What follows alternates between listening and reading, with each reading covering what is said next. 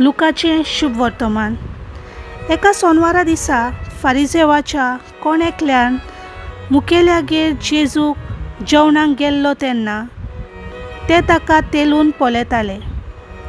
पयले वयले जागे कशे भाशेन विचून काडटाले ते पळोवन जेवणाक आपयल्ल्यांक जेजून अशी एक वोपार सांगली, तुका लग्नाच्या जेवणाक कोण आपयत तेन्ना वचून मानाचे सुवातेर बसूं नाका, कित्याक तुजेहून उदीक मानादीक दुसऱ्या कोणाक ताणें घडये आपयला जायत, आनी तुमकां दोगांयकूय आपयल्यांत तो थंय येवन तुका म्हणत, तुजी सुवात हाका दी, आनी तेन्ना लॉस जावन तुवें निमाणी सुवात घेवची पडत।